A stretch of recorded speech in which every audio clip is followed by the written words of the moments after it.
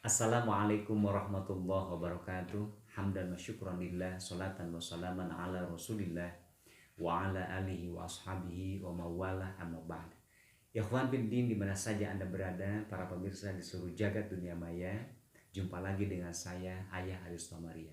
Pada kesempatan ini, insya Allah saya akan membahas mengenai sholat tasbih, dikaji dari aspek hukumnya, kaifiahnya, serta hikmah atau fadilahnya.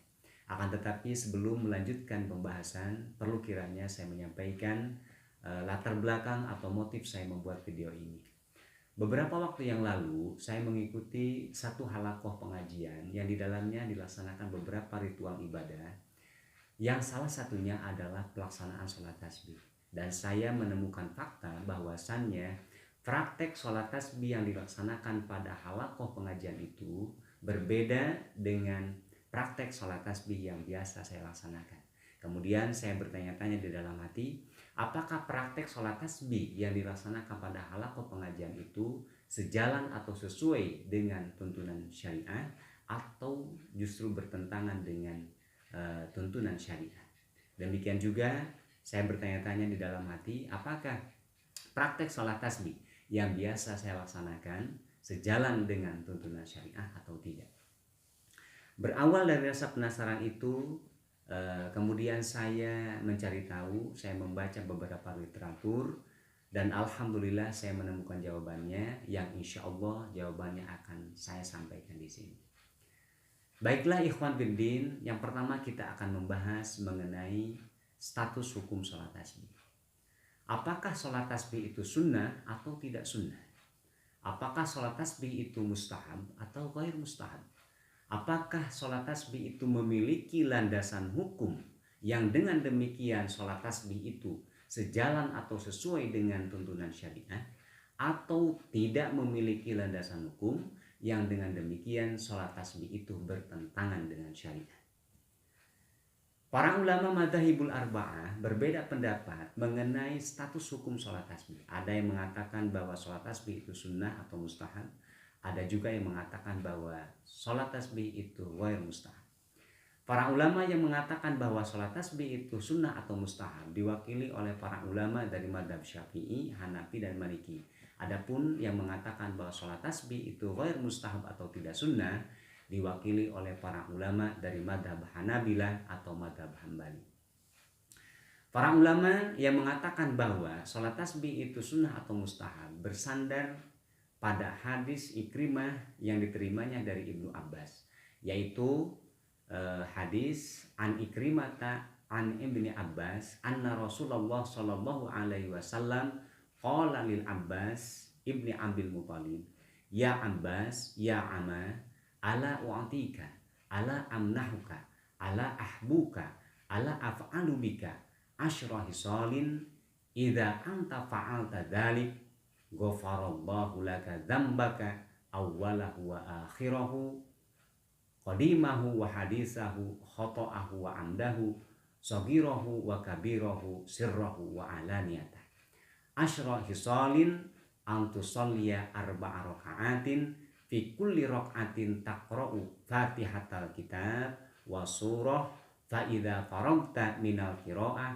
fi awwali raka'atin wa anta qa'im qulta subhanallah walhamdulillah wa la ilaha illallah wallahu akbar khamsa asyrata marrah.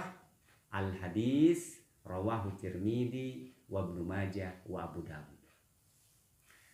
Hadis ini dinilai hasan bahkan sahih oleh para ulama dari madhab Syafi'i, Hanafi, dan Maliki yang kita tahu kredibilitas dan otoritas keilmuannya. Sebut saja misalnya Imam Ibnu Shalah, seorang ulama ahli hadis, ahli fikih, bahkan ahli di bidang ilmu yang lainnya. Beliau seorang ulama terkemuka yang hidup pada abad keempat Hijriah. Beliau terkenal dengan karyanya yaitu Muqaddamah Ibnu Shalah yang kemudian diikhtisar oleh Imam An-Nawawi dengan karyanya yang berjudul Al-Irsyad ila Ilmi Isnad yang kemudian disyarah kembali oleh Imam As-Suyuti dalam kitabnya Tadribur Rawi. Beliau mengatakan bahwasannya hadis ini sampai pada derajat hasan karena hadis ini diriwayatkan dari berbagai jalan periwayatan yang mana satu riwayat dengan riwayat yang lainnya saling menguatkan. Jadi menurut Imam Ibnu Shalah, hadis ini adalah hadis hasan. Pendapat Imam Ibnu Shalah ini didukung oleh Imam Asy-Syirbini, yang lain menyebutnya Asy-Syarbini, tapi yang lebih tepat kita melafalkannya Asy-Syirbini dengan dikasrahkan shinnya, karena beliau dilahirkan di sebuah desa Syirbin, sebuah desa kecil di kota Kairo, Mesir. Menurut Imam Asy-Syirbini, pengarang kitab Mughniul Muhtaj, beliau mengatakan bahwa pendapat Ibnu Shalah ini adalah pendapat yang mu'tamad. Kemudian sejalan dengan pendapat Ibnu Shalah, pendapat seorang ulama yang hidup pada antara abad 3 sampai 4 Hijriah, ulama terkemuka ahli hadis, beliau digelari Al-Hafiz karena beliau hafal sampai 100.000 hadis, yaitu Imam Al-Hafiz Ad-Dailami. Beliau mengatakan bahwasannya sholat tasbih itu adalah sholat yang paling terkenal, yang paling masyhur, dan hadis yang meriwayatkan tentang sholat tasbih adalah hadis yang paling sahih isnadnya. Dalam satu riwayat beliau mengatakan bahwasannya sholatul tasbih asyharu sholawati wa asahhu isnadan. Kemudian sejalan dengan pendapat Imam Ibnu Shalah, pendapat seorang ulama terkemuka, beliau ditahbiskan sebagai mujtahid tarjih oleh para ulama pada zamannya dan diakui oleh para ulama-ulama di generasi berikutnya bersama-sama dengan Imam Ar-Rafi'i. Beliau adalah Abu Zakaria An-Nawawi.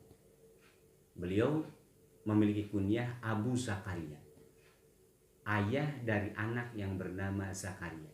Padahal kita tahu beliau tidak pernah menikah, otomatis beliau tidak punya anak karena beliau meninggal dunia pada tahun 676 Hijriah pada usia 45 tahun.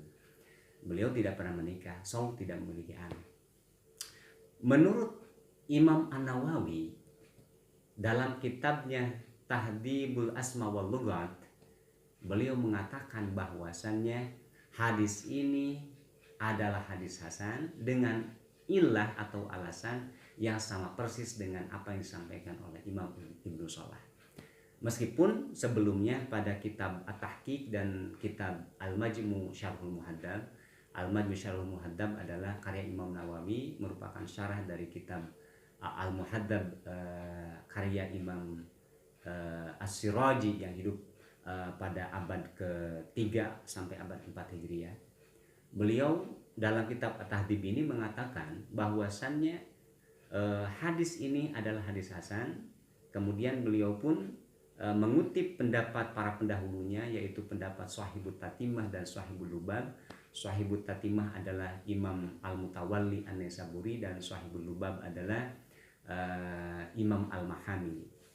Beliau menegaskan bahwa hadis ini adalah hadis hasan dengan alasan yang sama persis dengan yang disampaikan oleh Imam Ibnu Shalah. Kemudian dari madhab Hanafi yang kita akui otoritas keilmuannya, sebut saja misalnya Imam Abdullah Ibnu Mubarak, beliau banyak meriwayatkan tentang hadis ini dan banyak dikutip oleh para ulama dari berbagai madhab, seperti Imam Al-Ghazali, Imam Nawawi, Imam Ar-Romli, banyak meriwayatkan tentang hadis ini. Kemudian ada seorang ulama madhab Hanafi yang hidup pada abad ke-12 Hijriah, beliau adalah Imam Ibnu Abidin. Beliau mengatakan bahwasannya hadis ini sampai pada derajat hasan.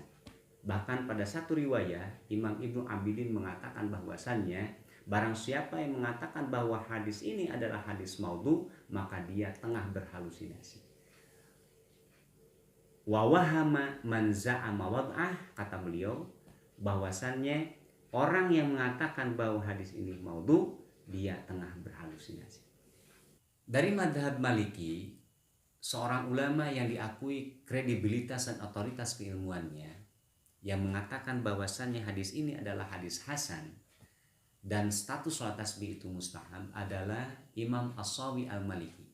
Beliau adalah seorang ulama terkemuka madhab Maliki yang hidup pada abad ke-12 Hijriah. Dalam kitabnya Hasyiatus Shawi ala Syarih Shaghir, beliau menegaskan bahwasannya status hadis ini adalah hadis hasan. Adapun para ulama yang mengatakan bahwasannya sholat tasbih itu ghair mustahab dan hadisnya adalah hadis maudhu atau dhaif adalah dari kalangan Hanabilah atau madhab Hambali. Sebut saja misalnya Imam Ar-Ruhaibani. Beliau menegaskan bahwa hadis ini hadis dhaif, maka otomatis sholat tasbih statusnya adalah ghair mustahab. Beliau mengutip atau merujuk kepada pendapat Imam Ahmad bin Hambal. Pernah suatu ketika Imam Ahmad bin Hambal ditanya mengenai status hadis ini, beliau menjawab ma yu'jibuni. Ma yu'jibuni, saya tidak tertarik dengan hadis ini. Saya tidak takjub dengan hadis ini. Kemudian Imam Ahmad bin Hambal ditanya, lima, kenapa? Laisa fiha syai'un yasihhu, kata Imam Ahmad bin Hambal. Karena tidak ada satu kriteria pun di dalam hadis ini yang kemudian membuatnya hadis ini bisa dikategorikan menjadi hadis sahih. Kemudian ada pendapat seorang ulama yang hampir sama pendapatnya dengan Imam Ar-Ruhaibani, yaitu pendapat Imam Ibnu Qudamah. Imam Ibnu Qudamah menegaskan bahwa hadis ini hadis dhaif. Akan tetapi beliau menegaskan bahwasannya jika sholat tasbih itu dilaksanakan itu tidak apa-apa. Nah, menurut beliau hadis ini adalah hadis dhaif, tapi sholat tasbih itu jika dilaksanakan tidak apa-apa.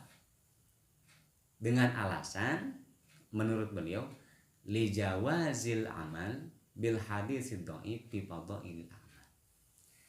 Kemudian bahkan ada seorang ulama dari madhab Hambali yang mengatakan bahwasannya hadis ini adalah hadis hasan dan otomatis sholat tasbih adalah mustahab. Beliau adalah Imam Al-Buhuti. Menurut beliau hadis ini adalah hadis hasan dan sholat tasbih itu hukumnya mustahab. Akan tetapi sesungguhnya yang mengatakan bahwasannya sholat tasbih itu ghair mustahab dan hadisnya hadis dhaif bukan hanya dari kalangan madhab Hanabilah. Dari kalangan Syafi'iyah pun ada seorang ulama yang diakui otoritas keilmuannya dan kitab-kitabnya, karya-karyanya banyak dikaji di Indonesia di pesantren-pesantren seperti Fathul Bari dan Bulughul Maram, yaitu Imam Ibnu Hajar Al-Asqalani. Beliau mengatakan bahwa hadis ini hadis dhaif dan status sholat tasbih itu ghair mustahab. Beliau pun merujuk kepada pendapat Imam Ahmad bin Hambal.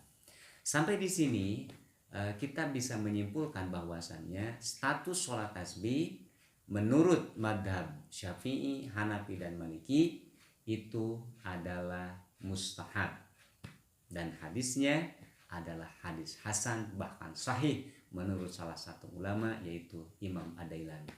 Kemudian menurut mayoritas pendapat Hanabilah bahwa sholat tasbih itu ghair mustahab.